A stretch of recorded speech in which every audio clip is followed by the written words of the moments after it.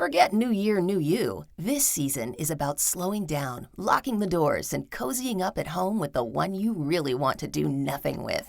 Your dog. After the holiday chaos, those quiet nights with a blanket, a podcast, and your pup feel like the reset you actually need. Ollie helps make those moments easier with fresh protein-packed meals made from real human-grade ingredients, so your dog can enjoy some quality comfort food too. Choose from 5 recipes and get a personalized plan for your dog's needs. Meals arrive perfectly proportioned with a scoop and storage container, so serving is fast and mess-free.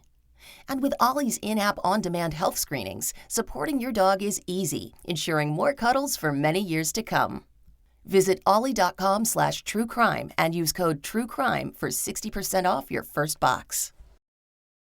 For most teenagers, their 18th birthday is a major milestone. For Allie Steinfeld, it was especially important. Just a few months prior, in May of 2017, Allie posted on Instagram, quote, "I am MTF. I hope all you guys support me." MTF stands for male to female. She also posted drawings of gender symbols that indicated she was transitioning to female. Allie was living in Texas County, Missouri with a group of friends. She had been on and off again with her longtime girlfriend, Samantha Brooks. They broke up in the summer of 2017.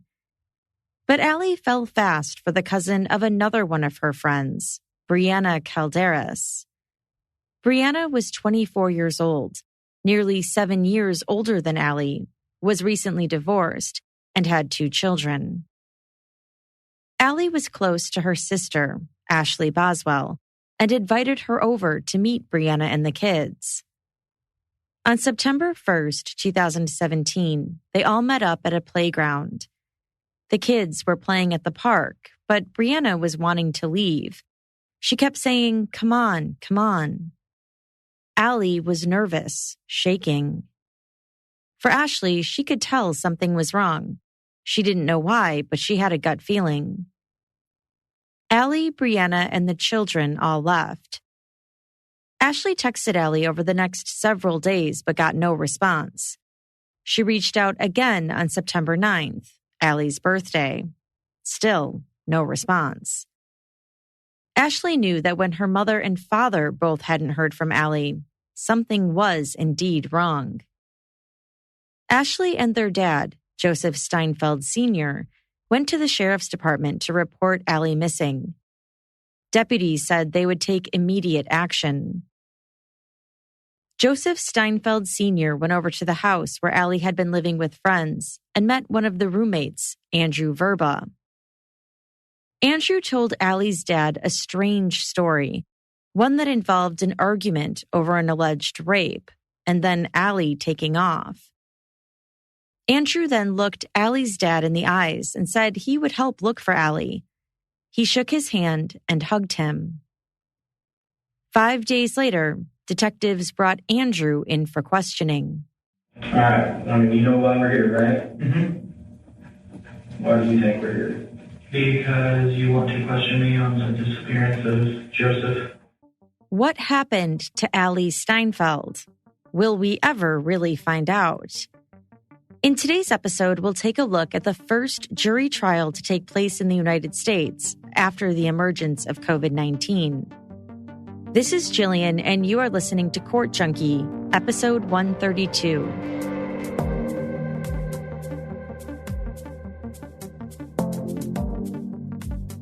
Texas County is the largest county in Missouri by land size. It has a population of about 26,000. The county seat is the city of Houston, and where Allie Steinfeld had been living in a 750-square-foot house owned by the grandmother of her friend, Isis Shower. Isis was 18 years old, pregnant, and engaged to Andrew Vrba. Isis's best friend, Samantha, also lived in the home, along with Andrew and her grandmother. Isis's grandmother was disabled and allowed the teenagers to live at her home in exchange for them helping to take care of her. Allie had been dating Samantha while they all lived together. Allie had decided to drop out of high school after being bullied. Please note that in the trial audio, Allie is referred to as Joey or Joseph. And in this group, and Joey felt accepted, not bullied and not ridiculed. And so throughout that summer, for the most part, they lived together. Sometimes Joey wasn't there. He faced some challenges in his life. But he always came back again. He and his girlfriend were kind of off and on again, but Joey always came back again. Andrew may have lived with his mother up north towards Lebanon for a little bit. But most of these kids' lives were centered around living together in Houston, Missouri. The group often played video games, hung out, and helped the grandmother with her medications. Isis and Andrew were expecting a child and had plans to get married. Towards the end of the summer of 2017, Isis's cousin, Brianna Calderas, asked to move into the home.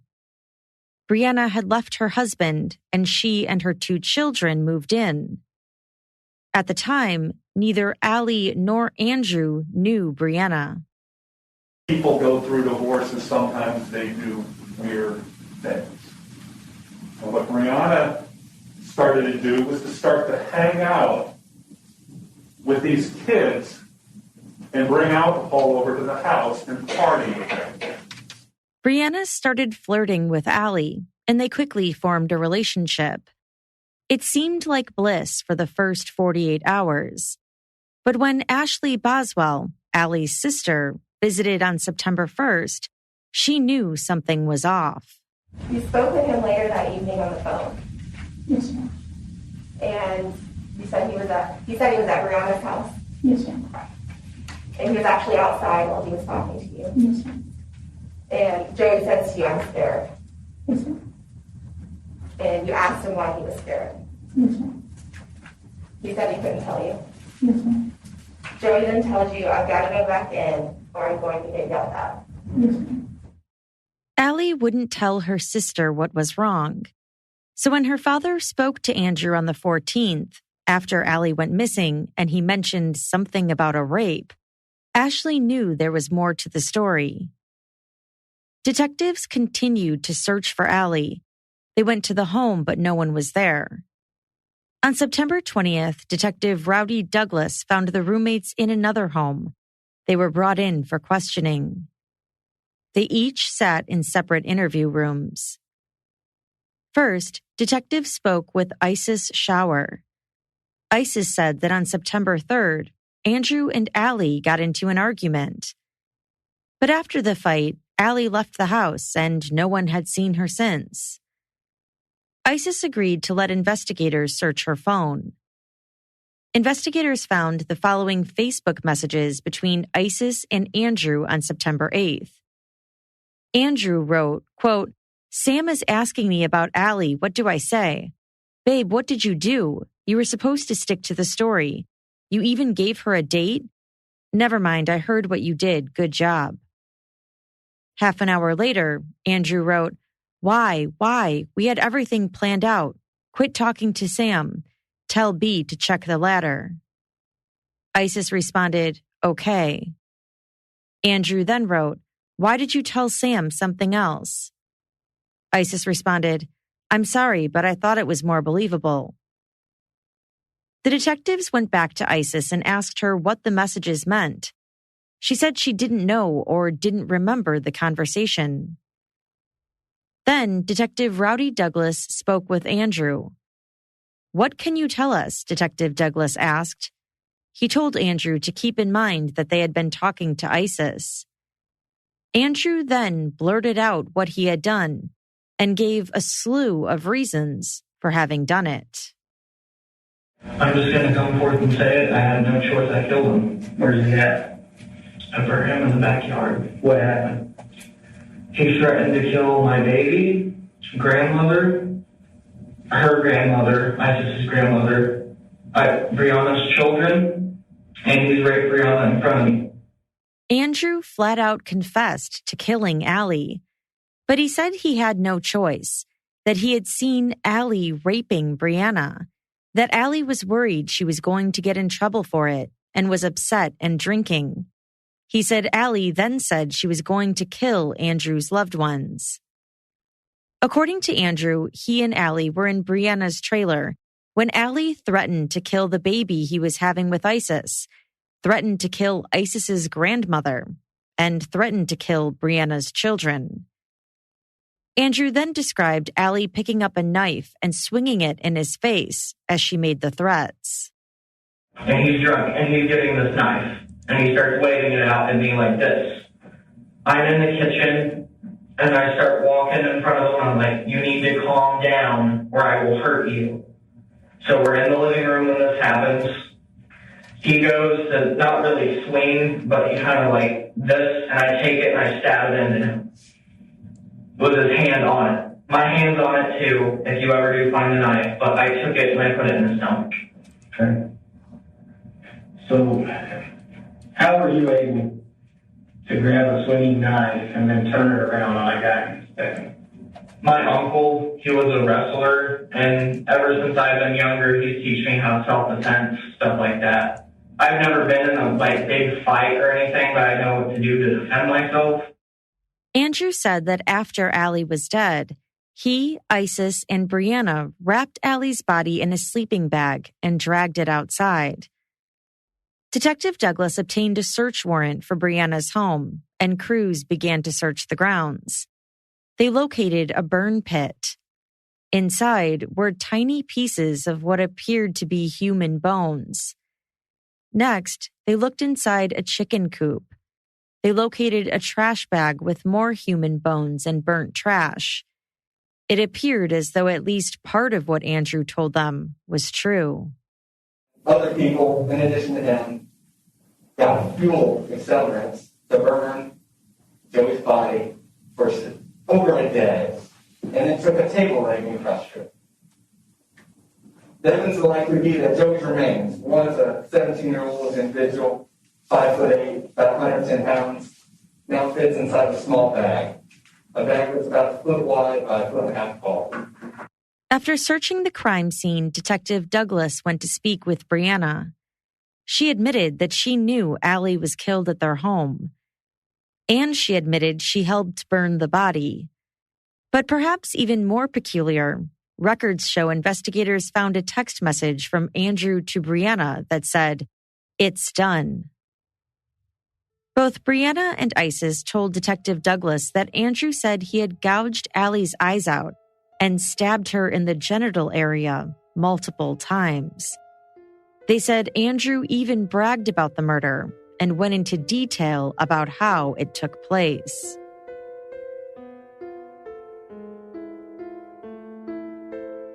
Texas County Sheriff James Sigmund announced the arrests of Andrew, Brianna, and Isis. The roommates were all charged with first-degree murder, armed criminal action, and abandonment of a corpse. All were facing life in prison.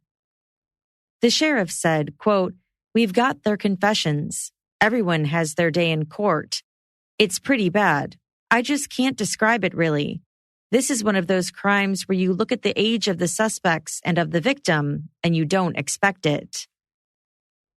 Officials didn't report a motive for the killing, but they insisted it wasn't a hate crime, something that caused outrage among various advocate groups, given the fact that Brianna and Isis had said Andrew told them he had mutilated her genitals. When talking to investigators, Andrew pointed to a fourth person who he said helped get rid of Allie's body, 25-year-old James Grigsby. James was charged with abandonment of a corpse and tampering with physical evidence. According to court documents, quote, Grigsby stated that Vrba told him he had tortured and killed Steinfeld, and that Calderas had asked for his assistance with disposing of the remains. Grigsby admitted to detectives that he went to the residence with the other three, placed burnt human remains into a plastic sack, and hid them near a shed. All four suspects were held in jail without bond. In December 2017, Isis Shower appeared in court. She announced she would be pleading guilty to second-degree murder. Her plea agreement lowered the charge against her from first-degree murder to second-degree. She was sentenced to 20 years in prison. In April 2018, Texas County Prosecutor Park Stevens Jr. announced he intended to seek the death penalty for Andrew Vrba. The state's Attorney General's office was requested to assist in the case. In response, the Missouri State Public Defender Office filed a motion saying, in part, their office was not adequately funded to represent him. They accused the state of seeking additional prosecutorial resources while, quote, depriving the defense of the resources necessary to provide diligent, effective, and conflict-free representation. The motion said the Missouri Public Defender's Capital Division staff is, quote, burdened with the greatest number of open cases in approximately 20 years and has been rendered unable to perform its constitutionally required function. Simply put, if the state wishes to have a death penalty, it needs to pay for it. While that was being sorted out, later in the year, a second suspect in the case agreed to plead guilty. James Grigsby pleaded guilty to abandonment of a corpse in July 2018. He was sentenced to 4 years in prison. Brianna Calderas was slated to go to trial in February 2019. During a pretrial hearing, Brianna entered guilty pleas to lesser charges of abandonment of a corpse, concealing a felony, and tampering with physical evidence in a felony prosecution. All were Class E felonies. She was sentenced to 4 years on each charge, but the sentences for concealing a felony and tampering with evidence were to run concurrently, so she was ordered to serve 8 years in prison. The final defendant left was Andrew Vrba. Andrew reportedly rejected a plea deal for life in prison without the possibility of parole, and requested his trial be moved to a different venue. The trial was moved to Greene County, Missouri. Other proceedings and a soon-to-be global pandemic pushed the trial date back and complicated hearings. Defense attorney Tom Giacono expressed concerns about the chain of custody and handling of evidence. His concerns were related to the sheriff, James Sigmund. Less than a year after the murder, Sheriff Sigmund was himself charged with robbery, assault, endangering the welfare of a child, unlawful use of a weapon, misuse of official information by a public servant, and harassment. He was accused of promoting his girlfriend to running the county jail and not stopping her illegal actions.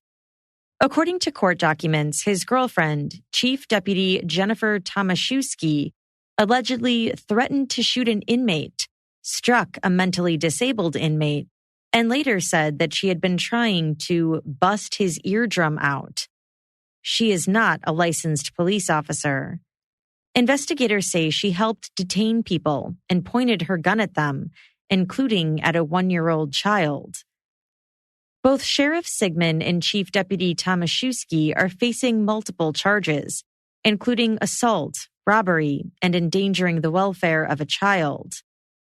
Sheriff Sigmund was forced to step down as sheriff. Andrew's defense attorney claimed the sheriff's evidence room was in disarray and, quote, evidence was unfathomably missing that should have been seized or logged in this case. That included the cell phone belonging to Isis, in which investigators allegedly found incriminating messages between her and Andrew. Sheriff Sigmund was also in the room when Andrew's interviews were conducted. Defense attorney Tom Giacono called the statements by Brianna and Isis that Andrew had mutilated Allie's genitals hearsay statements that had created a media circus. He said Andrew denied ever doing so. In a separate hearing, prosecutors announced that they would no longer be seeking the death penalty, saying that decision was based on many factors to include the victim's family request. Andrew later appeared in court and opted for a bench trial rather than a jury trial. And so in August 2020, it would be one of the first trials to be conducted in the country under COVID-19 precautions.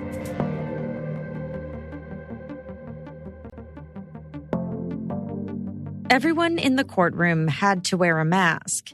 Each witness on the stand was supplied with a face shield, and the number of people in the room was limited. These were the new rules in the courtroom as of August 2020. Prosecutor Park Stevens Jr. delivered his opening statement to Judge Calvin Holden. The issue wasn't whether Andrew murdered Allie. It was whether or not it was premeditated, the difference between first degree and second degree. Prosecutor Stevens made it known right away that the prosecution does not believe Andrew's version for why he killed Allie. The evidence would be that the defendant has accepted responsibility for his actions. However, he's lied and about why he has killed Joey, and continues to lie about why he has killed Joey.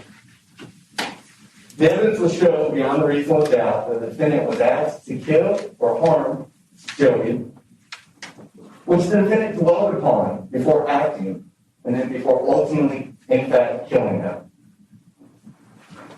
The evidence will show that the defendant stabbed Joey with a knife, stabbed him twice, causing his death. Furthermore, the evidence will show that the defendant disposed of Joey's body by burning it for several days, and then crushing up Joey's bones, and then putting it in a bag for final disposal. Prosecutor Stevens said Andrew lied to investigators and continued to spin more lies as the case against him was built. He acknowledged that the judge would likely not hear what exactly happened to Allie and why. Your Honor, the majority of the evidence you're going to hear today revolves around the defendant's own admissions. And there's some stipulations concerning evidence, so you won't have to hear some chain of custody pieces on the evidence. But, Your Honor, the evidence will clearly show, as the defendant told the deputies, which you'll hear and you'll see by audio and video interviews, that the defendant deliberated, reflected, and acted upon his intentions to kill Joey. Andrew's defense attorneys consisted of a team, including Tom Giacono with the Capital Division of Missouri State Public Defender. In his opening statements, Giacono said Andrew never really changed his story from what he first told law enforcement. Andrew made a thoughtless mistake, and he regrets it. He can't take it back. And he has long accepted that his decision means that there are consequences. He was an 18-year-old, and at the most important moment of his case, he was acting alone. He was confronting an extreme situation that came from completely out of the blue. Totally unexpected, and it overwhelmed him. Giacono painted a picture for the judge of the group dynamic of the roommates. He explained Andrew and Allie were friends for about a year and were very close. The two were more or less joined together at the hip with ISIS. Andrew was engaged to ISIS, and Allie was dating Samantha Brooks. In this group, Allie felt accepted, not bullied, not ridiculed, Giacono said. Then enter Brianna Calderas into the mix. Allie and Samantha broke up, and she and Brianna started dating, which affected the whole group. Their relationship was blissful for all of about 48 hours, Giacono said. Brianna starts pulling the other people, other than Joey, aside and telling them something is wrong. And she takes them to Walmart, and she's distraught, and she said, Joey's assaulting me. He's raping me. Something's got to change here. According to the defense, Brianna laid a bombshell on two 18-year-olds, meaning her cousin Isis and Andrew. She said Allie had raped her, and quickly the group dynamic changed.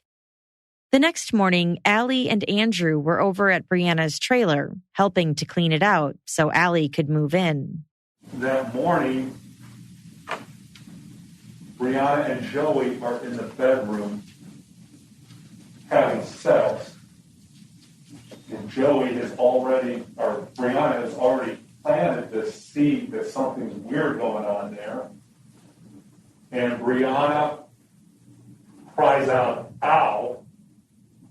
And Andrew goes in there and thinks that something wrong is going on. And in his mind, Joey is actually doing the thing that Brianna had accused him of doing the day before. He opens the door, he's shocked, he closes the door, he goes back out trying to get his thoughts together, and then he goes in there, opens the door again, and says, "You get the whatever off of him," and Joey's like, "What?" Giacono said Brianna went to work afterwards and told her coworkers that she had been assaulted. They told her to go home and get medical attention. She went home, made lunch, and contacted her cousin to go to the hospital with her. Andrew was confused and angry. That's when he said Allie started drinking and freaking out about Brianna saying she had raped her. When he's drunk, he's venting. He's letting it all hang out, and his perception is Brianna is doing terrible things. She's going to tell on me. I'm mad at her. I'm mad at her kids. And apparently he's also mad at ISIS, because ISIS is the one that brought Brianna into this situation. And ISIS and Brianna are constantly joined at the hip. They're known as each other's best friend, my name, our gals. Andrew's the person that Joey trusted in this state to let it all hang out, say what was really on his mind, and until he started saying, "Oh, and by the way, I could just gut punch ISIS and get rid of that bastard," at that point, Andrew was like, "What? You need to calm down now, or I am going to hurt you." He said what flipped the switch was when Allie told Andrew, "I could just gut punch ISIS and kill that bastard child." He said Andrew took it literally and believed that if he didn't take action, Allie would harm ISIS and his unborn baby.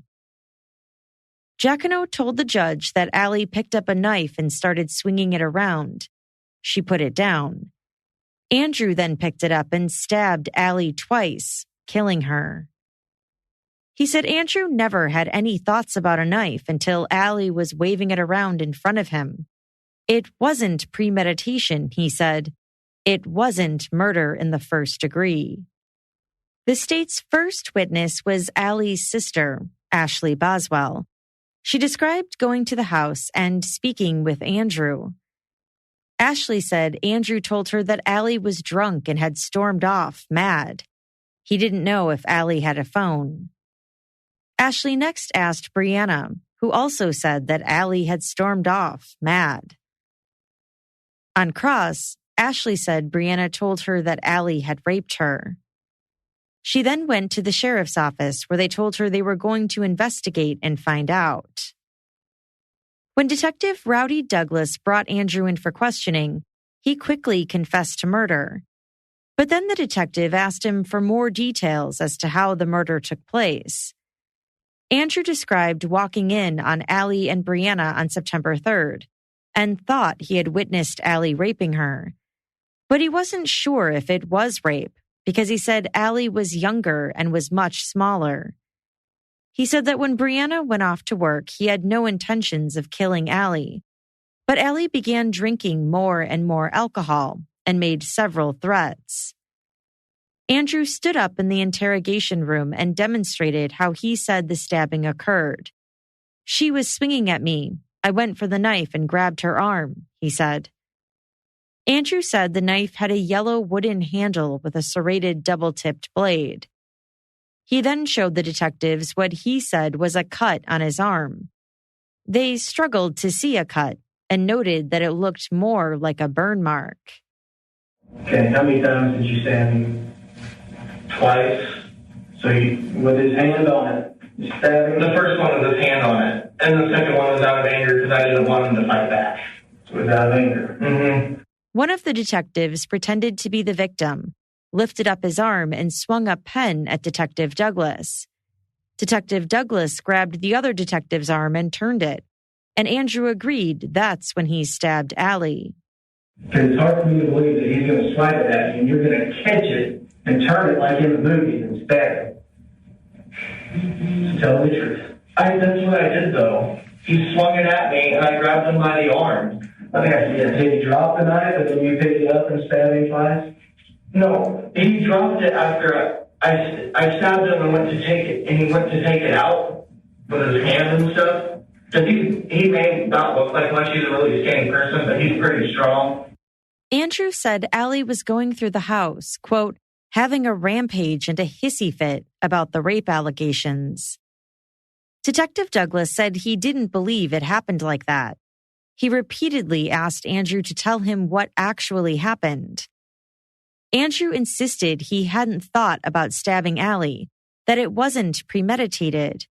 But when asked if Brianna had made him do it, he admitted that she had asked him. She did ask me. When? It was when she went to the hospital. Did you guys come up with a plan how you were going to do that? Mm-hmm. I didn't think of it or anything like that. But before she went to the hospital, she asked you to kill her. Did you remember what her exact words were? She said something between the lines of make it painless and quick. And thank you. He said Brianna told him to make it painless and quick. Andrew said his original plan was to beat Allie up. Then he tried giving her crushed-up diarrhea pills. After the murder, Brianna and Isis went to Walmart to buy rope, gasoline, bleach, and fire supplies. Andrew dragged Allie's body out of the house. They began burning it around midnight.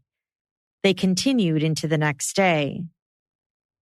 Deputies drafted a search warrant for the property. They found a Walmart receipt in the house matching those items. White spots on the front deck matched where they described using bleach to clean blood off after they dragged Allie's body outside. They found a ladder Andrew said he tried to use as a gurney to move Allie's body. Duct tape and bleach were found on the kitchen counter, along with diarrhea pills. And they found a knife on top of the fridge that was the possible murder weapon. Investigators sifted through the burn pile and found small pieces of human bones and clothing. They next went to the chicken coop in the backyard. Inside, they found a trash bag, right where Andrew said it would be. Inside the bag were more pieces of bones and burnt clothing. The sheriff's office sent the remains to the FBI. DNA swabs were collected from Allie's parents in order to positively identify her remains. Andrew was brought in for a second interview the next day. This interview was also played for Judge Holden in court. Then Texas County Sheriff James Sigmund and former Chief Detective Travis Davis asked Andrew if it was true that he gouged Allie's eyes out, as Brianna claimed. Andrew said no. Then they asked him if he stabbed Allie in the genitals. Andrew again denied it. Judge Holden ruled that this portion of the interrogation would not be considered. Investigators say Andrew's story of how the stabbing took place changed from his first interview. Andrew at first described grabbing the knife from Allie as she was swinging it at him, and he later said Allie had put the knife down on the counter and he picked it up to stab her. This is just one of the many lies the state said Andrew told. Andrew also later admitted to duct taping Allie's face because one eye wouldn't shut. He said he didn't want to look at her face. Andrew said it was a lot of work to keep the fire burning all night. He thought he used nearly 30 wood pallets. He said he vomited while doing so. He told detectives he crushed some of the bones, but dogs may have spread the rest around the property. He said he had gotten sick in the days and weeks following. As detectives questioned Andrew more about Brianna's rape claims, he told them he now believes she may have been concerned that she would get into trouble for having a relationship with a 17-year-old, and that the rape claims were potentially not true.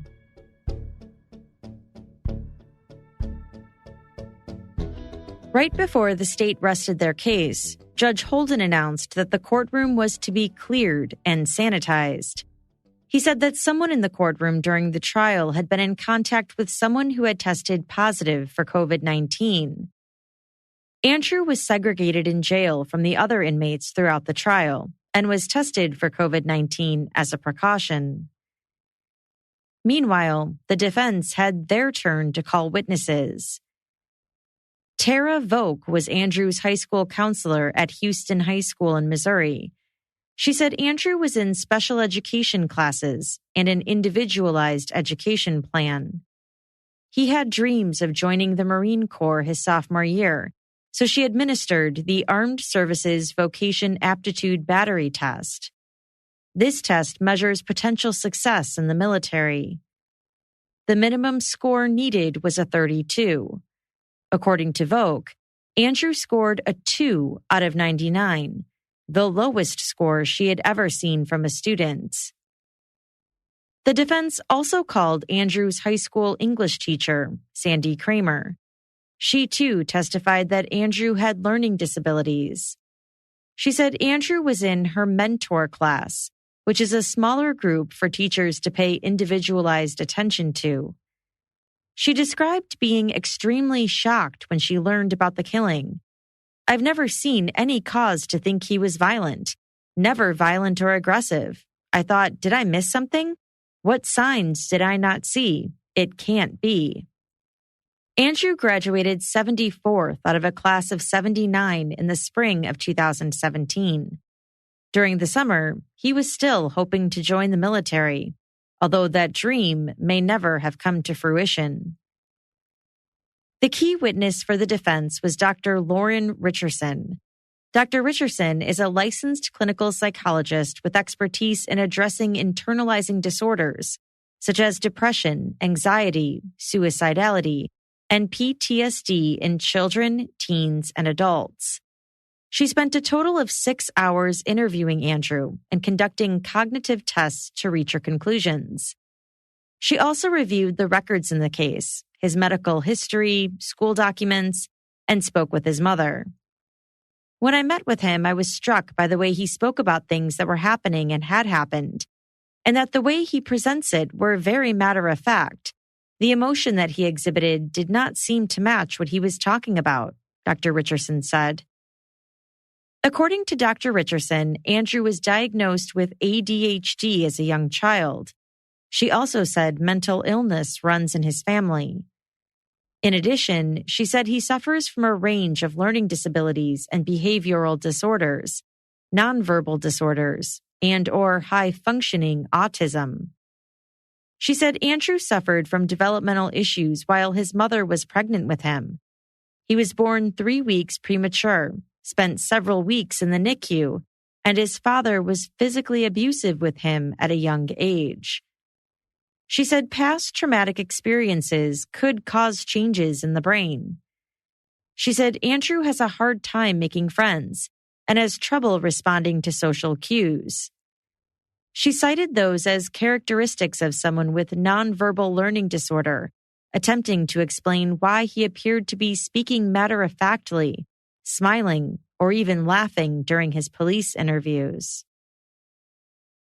Dr. Richardson said that it appeared as though he was switching between the left and right sides of his brain. She said he started off by telling officers in matter-of-fact mode that he killed Allie to protect his family. But when officers suggested that Brianna may have manipulated him by lying about being raped, he switched to his right brain. When the officers were presenting information that didn't fit that, it seemed he was kind of stunned. He became emotional, she said. On cross-examination, the prosecutor cited a letter Andrew had written to Dr. Richardson a few months after she met with him. He wrote, "Brianna threatened me." Prosecutor said this was now a fourth reason. Andrew also said that he had hallucinations of Allie jumping out of the fire while the body was burning. Prosecutors asked if Andrew was shifting his stories rather than a shift in his brain. "It's a possibility, but not my professional opinion," Dr. Richardson said. Andrew declined to testify.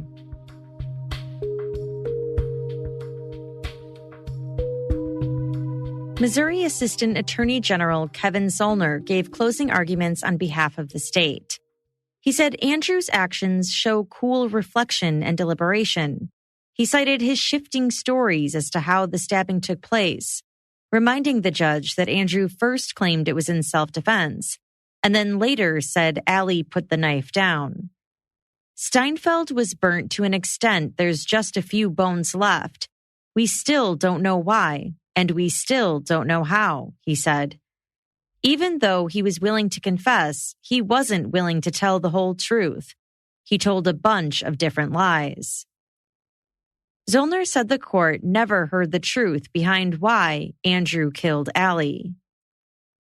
Defense attorney Tom Giacono said Andrew was consistent in telling police that he did it because Allie was threatening his kid. The fundamental description of the action point, the moment where there has to be deliberation, where there is not, does not change. He reminded the judge of Andrew's severe nonverbal learning disability, saying there was no cool reflection. Andrew never had an idea of using a knife until Allie waved it in front of him, until Allie started making threats, he said. He said the state did not prove beyond a reasonable doubt that the stabbing was premeditated. The defense pointed the judge to the lesser-included charge of second-degree murder. Because the case was a bench trial, the judge had his discretion for when to issue a verdict. The primary question before him was whether the murder was first or second degree. 3 weeks later, Judge Holden reconvened court to announce his decision. Guilty of first-degree murder. Andrew is scheduled to be sentenced later this year. He faces up to life in prison without the possibility of parole. According to the Missouri Department of Corrections, both James Grigsby and Brianna Calderas have since been released on parole. Isis Shower is appealing her sentence. She claims she had an ineffective public defender and that her plea was not voluntary. According to Allie's family at the time of this recording, they had not received her remains and have not yet been able to have a proper burial. Earlier in the episode, I told you how Allie's death was not considered to be a hate crime by Missouri authorities. But even if Andrew Vrba had been charged with a hate crime, the penalty for what he was actually charged and convicted of, first-degree murder, was harsher as it was. According to the law in Missouri, only certain low-level felonies and serious misdemeanors can be charged as hate crimes, resulting in potentially enhanced penalties. Still, Steph Perkins with Promo, an organization advocating for LGBTQ equality in Missouri, had pushed for law enforcement to investigate Allie's death as a hate crime, telling the Associated Press, quote, "Not taking those steps conveys a lack of awareness about the transgender community and the threats of violence we live with every day." And that's all for this episode. As always, I'd love to hear your thoughts on this case. Let me know by joining the discussion on Instagram @CourtJunkie, by tweeting me @CourtJunkiePod, and by emailing me at podcast@courtjunkie.com. This episode was researched and written by Jennifer Tintner from the Law and Crime Trial Network. Follow her on Twitter @JenniferTintner. And just 2 more things before I go. 1, to hear these episodes ad-free and to check out some additional Court Junkie bonus content, Go to courtjunkie.com/support, which will redirect you to my Patreon page. And 2, I have a YouTube channel now where I'll be posting some behind-the-scenes videos. Check that out at youtube.com/courtjunkie. Thanks again for listening. Until next time.